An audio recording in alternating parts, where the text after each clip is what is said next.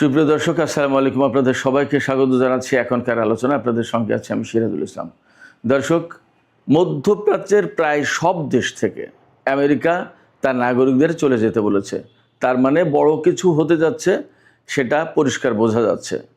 এদিকে ইরানের সর্বোচ্চ নেতার সামরিক উপদেষ্টা মহসিন রেজাই তিনি ঘোষণা করেছেন, আরও আগামী 2-3 দিন যদি আমেরিকা এইভাবে হামলা অব্যাহত রাখে তাহলে ইরান আক্রমণাত্মক হয়ে উঠবে, অর্থাৎ ইরান আক্রমণে যাবে এবং মার্কিন ঘাঁটিগুলোর উপর সর্বাত্মক ধ্বংসযজ্ঞ চালাবে। তার মানে ইরান এখনও অ্যাকচুয়ালি আক্রমণে যায়নি, তারা বলছে এখনও তারা ডিফেন্সিভ যুদ্ধ করছে। এদিকে গতরাতে ইরান এবং আমেরিকার মধ্যে ব্যাপক সংঘর্ষ হয়েছে। ইরানের বিভিন্ন জায়গায় হামলা চালিয়েছে মার্কিন বাহিনী। এর ভেতর থেকে নতুন ট্রেন্ড হচ্ছে, কুয়েত থেকে ভূমিতে নিক্ষেপযোগ্য ক্ষেপণাস্ত্র নিক্ষেপ করছে মার্কিন বাহিনী ইরানের দিকে। ইরানও পাল্টা জবাব দিয়েছে। কুয়েতে, সৌদি আরবে, বাহরাইনে, সংযুক্ত আরব আমিরাতেও হামলা হয়েছে। সৌদি আরবের তেল ক্ষেত্রে হামলা চালিয়েছে ইরান নাকি ইয়েমেন এটা পরিষ্কার না। আর জর্দানের মুওয়াফাক আল সালতি এই বিমানবন্দরে হামলা চালিয়েছে গতরাতে ইরান। মজার ব্যাপার হচ্ছে, সেখানে ইরানের দুটো ক্ষেপণাস্ত্র ধ্বংস করার জন্য, ইন্টারসেপ্ট করার জন্য বহু সংখ্যক ইন্টারসেপ্ট মিসাইল ছোড়া হয়েছিল। একটা মিসাইলও ইরানের ওই দুই ক্ষেপণাস্ত্রকে ভূপাতিত করতে পারেনি। সমস্ত মিসাইলের ফাঁক দিয়ে টার্গেটে হামলা করেছে ইরানি ক্ষেপণাস্ত্র। এদিকে হরমুজ প্রণালীতে 4টি জাহাজে হামলা হয়েছে, 4টি জাহাজ আঘাতপ্রাপ্ত হয়েছে। এর ভেতরে 2টি জাহাজে হামলা চালিয়েছে ইরান, আর 2টি জাহাজ ওমান উপকূলতে যাওয়ার সময় মাইনের সাথে ধাক্কা খেয়েছে এবং মাইন বিস্ফোরণে 2টি জাহাজ বিকল হয়েছে। সামগ্রিকভাবে যা পরিস্থিতি তাতে দেখা যাচ্ছে আগামী কয়েকদিনের ভিতরে যুদ্ধের মোড় মারাত্মক আকার ধারণ করতে পারে এবং পুরো মধ্যপ্রাচ্য ভয়াবহ অস্থিতিশীলতার দিকে যাচ্ছে। অর্থনৈতিক করুণ দশা সৃষ্টি হবে এবং মধ্যপ্রাচ্যের তেল এবং গ্যাস ক্ষেত্রগুলো মারাত্মক রকমের ঝুঁকির মধ্যে রয়েছে। এর ভেতরে ইরানের তেল গ্যাস ক্ষেত্রও একইভাবে ঝুঁকির মুখে রয়েছে। সবচেয়ে দুঃখজনক ঘটনা হচ্ছে, এই যুদ্ধে ইরান এবং পারস্য উপসাগরীয় বা আরব দেশগুলোর সম্পদের ক্ষয়ক্ষতি হবে। যুদ্ধ যদি এইভাবে বেসামরিক স্থাপনার দিকে যায়, আমেরিকা কিন্তু তার ভূখণ্ড নিরাপদ রেখেছে। এই বিষয়গুলো আদৌ আরব দেশগুলো বুঝবে কিনা সেটা বড় প্রশ্ন। আমি এই প্রশ্ন রেখেই আজকের আলোচনায় চলে যেতে চাই। আশা করি এই আলোচনা আপনাদের ভালো লাগবে এবং আপনারা শেষ পর্যন্ত সঙ্গে থাকবেন। আর আলোচনা যদি ভালো লাগে তাহলে লাইক, কমেন্ট, শেয়ার করবেন এবং চ্যানেলটি সাবস্ক্রাইব করে সাথেই থাকবেন। দর্শক, চলুন বিস্তারিত আলোচনা করি। সুপ্রিয় দর্শক, মধ্যপ্রাচ্যের প্রায় সব দেশ, আমি নাম বলি, ইরান, ইরাক, কুয়েত, সৌদি আরব, বাহরাইন, সিরিয়া, জর্দান, সংযুক্ত আরব আমিরাত, কাতার, মিশর, ফিলিস্তিন, পশ্চিম তীর, গাজা, ইসরায়েল, তারপরে ওমান, ইয়েমেন, এর প্রত্যেকটা দেশ থেকে আমেরিকা তার নাগরিকদের চলে যাওয়ার জন্য আহ্বান জানিয়েছে বা সতর্কবার্তা পাঠিয়েছে। আমেরিকা বলেছে, মধ্যপ্রাচ্যের এই সমস্ত দেশে আমেরিকার নাগরিকদের থাকা এই মুহূর্তে মোটেই উচিত হবে না, ঠিক হবে না। দ্রুত তাদেরকে এই সমস্ত দেশের বাইরে চলে যেতে হবে, আমেরিকায় ফিরে যেতে পারে বা অন্য কোথাও, বাট এই সমস্ত দেশ ছাড়তে হবে। তার কারণ হচ্ছে যে খুব শিগগিরই এই সমস্ত দেশে অনেক বেশি পাল্টা হামলার ঘটনা ঘটতে পারে এবং এই সমস্ত দেশে যারা মার্কিন নাগরিক আছে তারা হয়তো আর বের হওয়ার সুযোগ পাবে না, এমনকি বিমানের ফ্লাইট ক্যান্সেল হয়ে যেতে পারে সব। আমেরিকার এই সতর্কবার্তার মধ্য দিয়ে একদম পরিষ্কার হয়ে যায় যে আমেরিকা মধ্যপ্রাচ্যে ভয়াবহ একটা যুদ্ধের দিকে যাচ্ছে এবং ভয়াবহ যুদ্ধের সূচনা করতে যাচ্ছে। আমেরিকা যখন ইরানের বিরুদ্ধে এইভাবে হামলা চালাবে, তখন আলটিমেটলি ইরানকেও পাল্টা জবাব দিতে হবে এবং দিতে হচ্ছে। যার প্রেক্ষাপটে মধ্যপ্রাচ্যের দেশগুলো ভয়ঙ্করভাবে সংকটের মধ্যে পড়েছে, অস্থিতিশীল হয়ে পড়েছে, তাদের অর্থনৈতিক কর্মকাণ্ড মারাত্মকভাবে স্থবির হয়ে পড়েছে। এই সমস্ত আরব দেশে যেসব কলকারখানা আছে বা ফ্যাক্টরি আছে বা আদার যা আছে, সেগুলোতে বেশিরভাগই বিদেশি শ্রমিক কাজ করে। তাদেরও কিন্তু জীবন জীবিকা হুমকির মুখে। আমাকে অনেকেই এই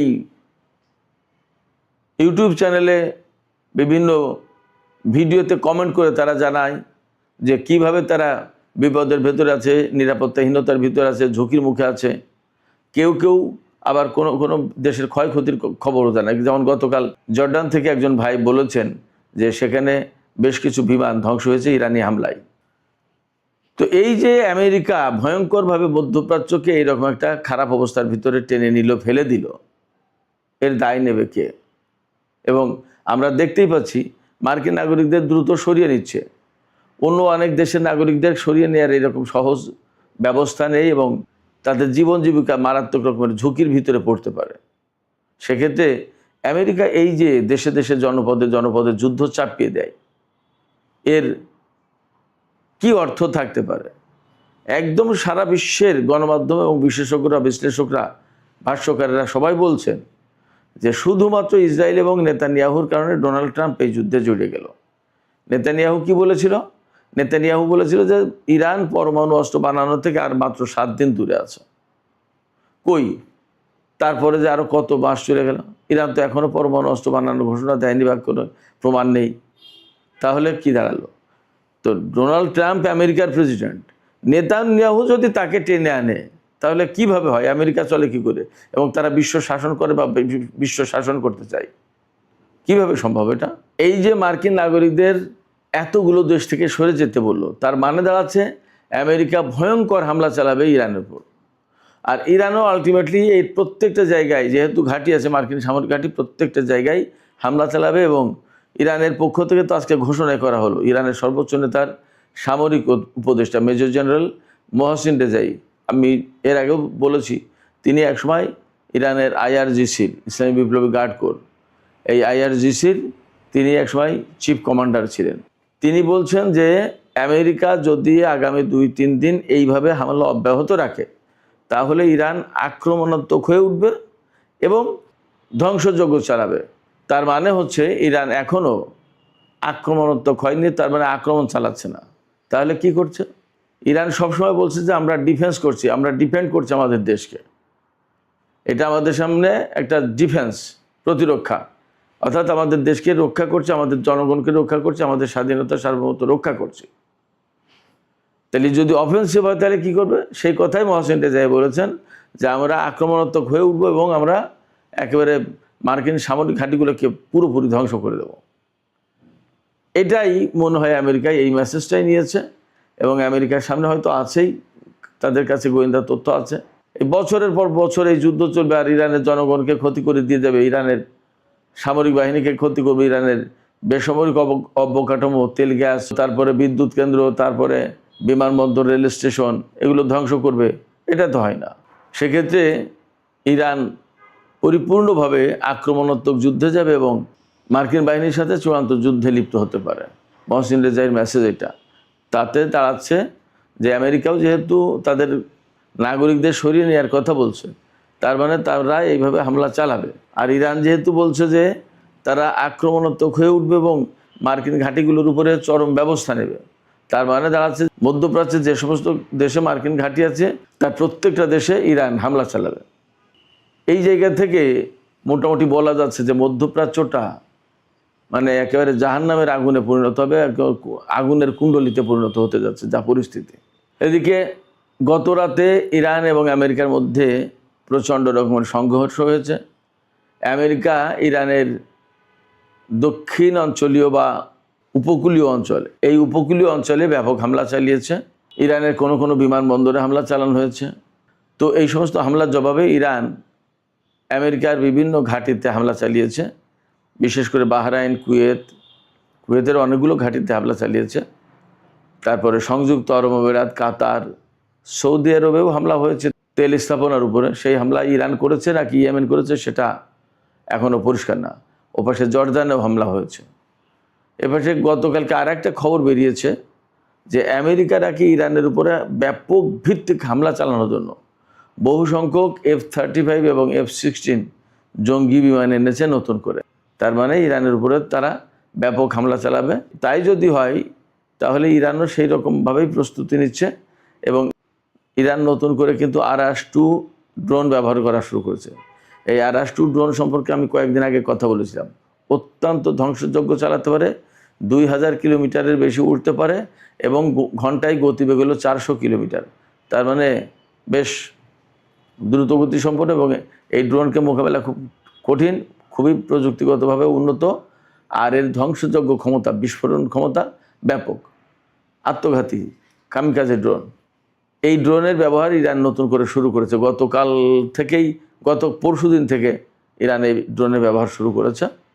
তাতে যুদ্ধক্ষেত্রে ইরান নতুন করে আলাদা রকমের একটা প্রভাব সৃষ্টি করতে চলেছে। ইরান এবং আমেরিকার মধ্যে যখন এরকমের মধ্যপ্রাচ্যে মারাত্মক রকমের যুদ্ধ হচ্ছে, তখন কাতার একটা বক্তব্য দিয়েছে। কাতারের আমির বলেছেন যে এই যে যুদ্ধ, এই যুদ্ধে আমরা কোনো পক্ষে অবস্থান নিতে চাই না, আমরা কারোর পক্ষে কারোর বিরুদ্ধে যুদ্ধ করতে চাই না। তার মানে কাতার কিন্তু পরিষ্কার করে বলে দিল যে তারা আমেরিকার পক্ষে দাঁড়িয়ে ইরানের বিরুদ্ধে যুদ্ধ করবে না। কাতারের পক্ষ থেকে আর একটা ঘোষণা এসেছে, যতক্ষণ পর্যন্ত এই যুদ্ধ বন্ধ না হচ্ছে ততক্ষণ পর্যন্ত তারা আর গ্যাস উত্তোলন করবে না। তার মানে আন্তর্জাতিক বাজারে গ্যাসের দাম আরও মারাত্মকভাবে বেড়ে যাবে, এটা পরিষ্কার বোঝা যাচ্ছে। অবস্থা যখন এমন, তখন হরমুজ প্রণালীতে কিন্তু যুদ্ধ আরও তীব্রতর হয়েছে এবং গতকাল রাতে 4টি জাহাজ আমেরিকার কথা মতো ওমান উপকূল দিয়ে পার হওয়ার চেষ্টা করছিল। তার ভিতরে 2টো জাহাজে ইরান হামলা চালিয়েছে, সেই জাহাজগুলো আর যেতে পারেনি। আর 2টো জাহাজে মাইন বিস্ফোরণ ঘটেছে। ইরান যে ওমান উপকূলের দিকে মাইন পেতে রেখেছে। ইরানের বক্তব্য হচ্ছে যে আমরা যে পথ দেখিয়ে দিয়েছি এই পথে যেতে হবে, হরমুজ প্রণালী পার হতে হলে এই পথে যেতে হবে, এই রুটের বাইরে গেলে তাদেরকে যেতে দেওয়া হবে না।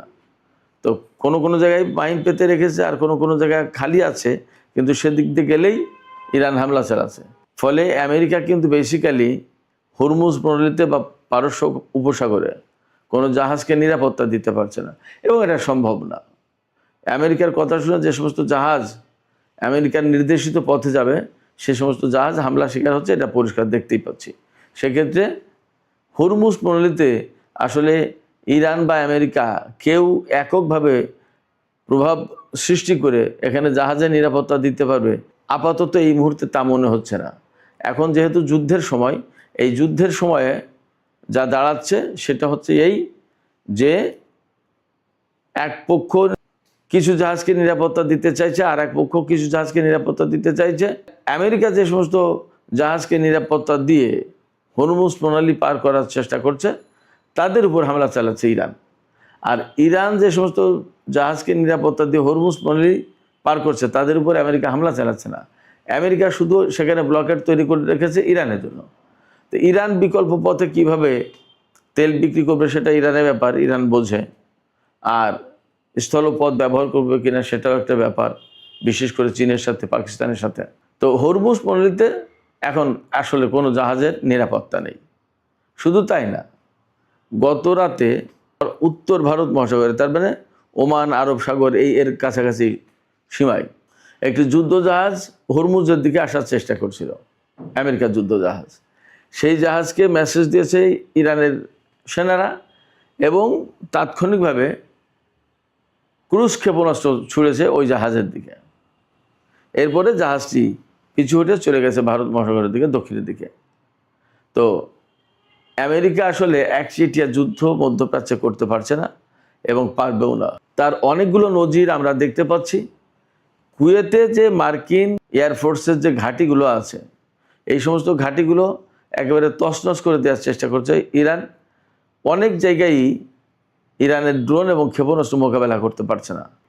আর পারছে না বলেই আজকে কিন্তু কুয়েতের আন্তর্জাতিক বিমানবন্দর বন্ধ ঘোষণা করতে বাধ্য হয়েছে। ফ্লাইট সব রিশিডিউল করা হয়েছে, এখনও পরিষ্কার না কখন ফ্লাইট শুরু হবে। এছাড়া আরও একটা ঘটনা আছে, এই যে আমি একটু আগে বললাম যে জর্দানের মুওয়াফাক আল সালতি বিমানবন্দরে ইরান হামলা চালিয়েছে।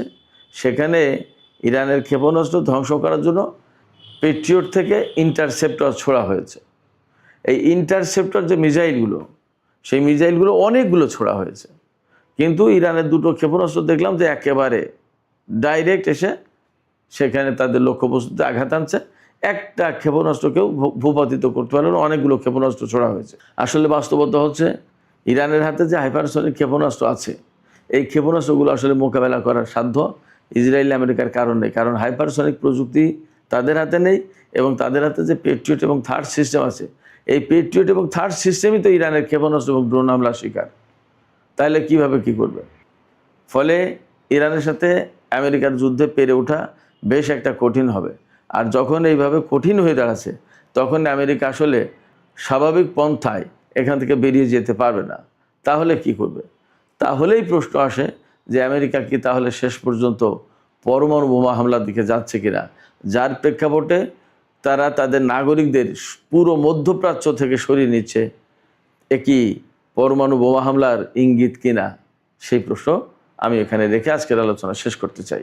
দর্শক, আলোচনা শেষের আগে আপনাদের কাছেও প্রশ্ন রাখি, আপনারা কি মনে করছেন আমেরিকা এবং ইরানের যে বর্তমান পরিস্থিতি, যতটা কঠিনভাবে মুখোমুখি অবস্থানে, তাতে কি মনে হয় যে মধ্যপ্রাচ্য থেকে আমেরিকা তাদের নাগরিকদের সরিয়ে নিয়ে ইরানের উপর পরমাণু বোমা হামলা চালাবে? আপনাদের মতামত কমেন্টে জানাতে পারেন। আর ভিডিও ভালো লাগলে লাইক, কমেন্ট, শেয়ার করবেন এবং চ্যানেলটি সাবস্ক্রাইব করে সাথেই থাকবেন। দর্শক, এখনকার আলোচনা এখানে শেষ করছি। আপনারা সবাই অনেক অনেক ভালো থাকুন। আল্লাহ হাফেজ।